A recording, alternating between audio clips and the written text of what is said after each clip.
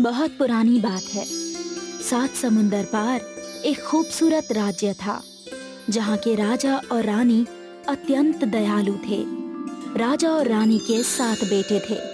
उनकी बहुत इच्छा थी कि उनके घर में एक लड़की का जन्म हो, लेकिन उनकी ये इच्छा पूरी नहीं हुई।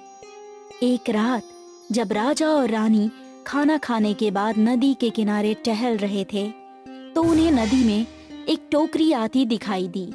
राजा ने तुरंत सेवक को नदी में भेजकर उस टोकरी को अपने पास मंगवाई।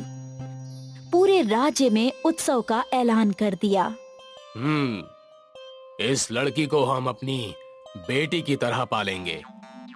लड़की का भविष्य बताने के लिए राज्य के सबसे अनुभवी ज्योतिष को बुलाया गया। महाराज, बड़े खेद के साथ कहना पड़ रहा है कि इस लड़की के कदम आपके परिवार के लिए शुभ नहीं है। पंडित जी, जो भी बात है खुलकर बताइए। महाराज, जैसे जैसे ये लड़की आपके परिवार में बड़ी होगी, आपके 7 बेटों की मृत्यु हो जाएगी। हाँ, ये तुम क्या बकवास कर रहे हो पंडित? क्या तुम होश में तो हो? सिपाहियों, ये पंडित को महल के बाहर निकाल दो। राजा ने ज्योतिष की बात का विश्वास नहीं किया, लेकिन जब लड़की का पहला जन्मदिन आया, तब राजा के सबसे बड़े बेटे की मृत्यु हो गई। तब राजा को ज्योतिष की बात याद आई। राजा ने तुरंत अपने एक सेवक को ज्योतिष को बुलाने के लिए भेजा, लेकिन सेवक खाली हाथ लौट आया। महाराज, कुछ दिन पूर्व ही ज्योतिष की मृत्यु हो चुकी है। मुझे पता लगा है कि उसका एक भाई पड़ोस के राज्य में रहता है। यदि आपकी आज्ञा हो तो मैं उसे उस पड़ोसी राज्य से बुला लाऊं। हाँ, अवश्य ही उसे बुलाकर लाओ। दूसरे राज्य से ज्योतिष को बुलवाया गया। मेरे भाई की भविष्यवाणी सही है। अब हमें विश्वास हो गया है पंडित जी, लेकिन अब आगे का रास्ता बताइए। अगर आपकी बेटी को आग के गोल घेरे में बड़ा किया जाए, तो उसकी उम्र बढ़ने पर आपके बेटों को कोई नुकसान नहीं होगा। लेकिन ध्यान रहे, आग कभी बुझनी नहीं चाहिए। एक छोटा सा घर बनाया गया और उसे बहुत बड़े आग के गोल घेरे में बंद कर दिया गया। लड़की, जिसका नाम वनीला रखा गया था, आग के गोल घेरे में बड़ी हुई। कई वर्ष बीत गए, आग निरंतर जलती रही। राजा और रानी की मृत्यु हो गई। 6 भाइयों में से सबसे बड़े भाई ने राजगद्दी संभाली। छोटे भाइयों, वक्त आ गया है कि अब हम अपनी बहन को आग के घेरे से बाहर निकालें और उसका विवाह करके उसे सामान्य जीवन जीने दें। ठीक कहा बड़े भाई, बेचारी बहन आग की तपिश से तंग आ चुकी होगी। सभी भाई अपनी बहन के पास पहुँचे। बहन, वक्त आ गया है कि तुम इस आग के घेरे से बाहर निकलो। हाँ भाई, मुझे दुनिया देखनी है। आखिर कब तक मैं बंद गोल घेरे में कोल्हू की बैल की तरह पिसती रहूंगी। वनीला को बाहर निकाला गया। वनीला ने पहली बार फूल, तितलियां, नदियां देखी। अचानक वनीला की नजर एक बगुले पर पड़ी। वाह, कितना सुंदर पक्षी है। उस पक्षी को क्या बुलाते हैं? बहन, इस पक्षी का नाम बगुला है। मैं बगुलों के राजकुमार से शादी करूंगी और किसी से नहीं। अरे लेकिन हम बगुलों को राजकुमार कहाँ से लेकर आएंगे? मुझे नहीं पता, कहीं से भी लेकर आओ, लेकिन मैं शादी करूंगी तो सिर्फ बगुलों के राजकुमार से। एक भाई राज्य संभालने के लिए रुका और बाकी 5 बगुलों के राजकुमार को ढूंढने के लिए निकल पड़े। वो कोसों दूर तक गए, लेकिन उन्हें बगुलों का राजकुमार नहीं मिला। अरे भैया, खाने पीने का सामान खत्म हो चुका है। यदि जल्दी हम घर नहीं लौटे तो हम सब रास्ते में ही मर जाएंगे। अरे नहीं नहीं, हम बगुलों का राजकुमार ढूंढे बिना नहीं लौट सकते, क्योंकि अगर हम खाली हाथ लौटे तो हमारी बहन को बहुत निराशा होगी। 5 भाइयों ने खोज जारी रखी। जंगल में उन्हें एक बूढ़ा सन्यासी मिला। क्या आप बता सकते हैं कि बगुलों का राजकुमार कहाँ मिलेगा? अरे बेटा, यहाँ से दक्षिण दिशा में 50 कोस जाओ, वहाँ बगुलों का राज्य है। 5 भाई दक्षिण में 50 कोस चले। वो एक ऐसे राज्य में पहुँचे जहाँ सब कुछ सफेद था। सफेद रंग के मकान, सफेद मिठाइयाँ और सारे लोग भी सफेद कपड़े पहने हुए थे। पूछने पर पता लगा कि वहाँ बगुलों का राजकुमार राज्य करता है।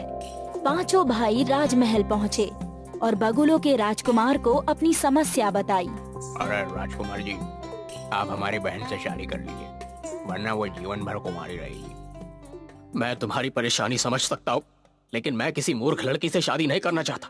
बगुला एक बुद्धिमान और चालाक पक्षी होता है, और मैं बगुलों का राजकुमार हूँ।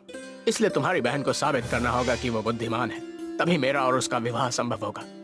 अरे निश्चित ही हमारी बहन बुद्धिमान। आप उसे यहाँ बुलाएं और स्वयं जांच लें। बगुलों के राजकुमार ने पांचों भाइयों की अच्छी खातिरदारी की। उन्हें ठहरने के लिए एक विश्राम कक्ष दिया गया। पांचों भाइयों ने अपनी बहन को पत्र लिखकर बगुलों के राजकुमार के पास बुलाया। जब पत्र वनीला को मिला तो वो बेहद खुश हुई और चलने की तैयारी करने लगी। उसने राज्य संभाल रहे भाई से कहा, भाई, मुझे एक घोड़ा, 2 सेविकाएं और कुछ सैनिकों की आवश्यकता है। मैं प्रातःकाल ही बगुलों के राजकुमार के राज्य की तरफ निकलूंगी। भाई ने सारी व्यवस्था कर दी। रास्ते में वनीला को घोड़े पर बैठे बैठे नींद आने लगी। 2 सेविकाओं में एक बूढ़ी सेविका थी और दूसरी उसकी जवान बेटी। बूढ़ी सेविका ने सोचा, कितना अच्छा हो अगर वनीला की जगह मेरी बेटी की शादी बगुलों के राजकुमार के साथ हो जाए। उसने सैनिकों को लालच दिया, सुनो भाइयों, तुम ये जानते ही होगे कि मैं महल की प्रधान सेविका हूँ और मेरी खजांची से जान पहचान भी है। मैं तुम लोगों को महल के खजाने में से 1-1 किलो सोना दिलवा दूंगी अगर तुम मेरा एक काम करो। कैसा काम? राजकुमारी वनीला इस समय सो रही है। मैं चाहती हूँ कि तुम उसे किसी दलदल में फेंक दो ताकि मेरी बेटी का विवाह बगुलों के राजकुमार से संपन्न हो सके। सैनिकों ने सोने के लालच में ऐसा ही किया। उन्होंने जंगल में पड़ने वाली एक दलदल में वनीला को फेंक दिया। वनीला हाथ पैर छटपटाती रही और सेविकाएं और सैनिक जल्दी जल्दी में वहां से खिसक लिए। सेविका की बेटी, जो कि एक लालची और मूर्ख लड़की थी, बगुलों के राजकुमार के पास पहुंच गई। मैं 7 भाइयों की बहन हूँ और आपसे विवाह करना चाहती हूँ। ठीक है, लेकिन पहले कुछ पहेलियां पूछकर ये जांच लूं कि तुम कितनी बुद्धिमान हो। पहली पहेली सुनो। वो कौन सी 3 शाखाएं हैं जिन्हें जोड़ा या गुणा करो परिणाम एक ही प्राप्त होता है? सेविका की बेटी का मुंह बंद रह गया। तुम्हारे भाई तो तुम्हारी बुद्धिमानी की बहुत तारीफ कर रहे थे। उन्होंने मुझसे झूठ बोला। तुम इतनी सरल पहेली का जवाब भी नहीं दे पाई। सैनिकों, उन 5 भाइयों को बुलाओ। 5 भाइयों को बगुलों के राजकुमार के सामने लाया गया। तुम लोगों ने मुझसे झूठ बोला कि तुम्हारी बहन बुद्धिमान है। ये तो साधारण गणित भी नहीं जानती। अरे राजकुमार जी, आपको कोई गलतफहमी हो रही है। ये लड़की हमारी बहन नहीं है। हे भगवान, फिर से झूठ। सैनिकों, इन 5 को कारागृह में डाल दो और कुछ दिनों बाद इन्हें मृत्यु दंड दिया जाएगा। रुक जाइए बगुलों के राजकुमार, इन 5 भाइयों की असली बहन मैं हूँ। पहेली का जवाब देकर साबित करो। वो कौन सी 3 शाखाएं हैं जिनको जोड़ा या गुणा करो परिणाम एक ही प्राप्त होता है? 1, 2 और 3। अरे अरे भाई, बहुत खूब, बहुत खूब। लेकिन मेरी एक बात समझ नहीं आ रही। अगर तुम इन भाइयों की बहन हो तो ये लड़की कौन है? ये मेरी सेविका की बेटी है। रास्ते में इन माँ बेटी ने मिलकर मुझे दलदल में फेंकवा दिया। वो तो एक गडरिया ने मेरी जान बचा ली और मैं यहाँ तक आ पहुँची। बगुलों के राजकुमार ने सेविका और उसकी बेटी को कारागृह में डाल दिया। उसके बाद वनीला के साथ पूरे धूमधाम से विवाह किया।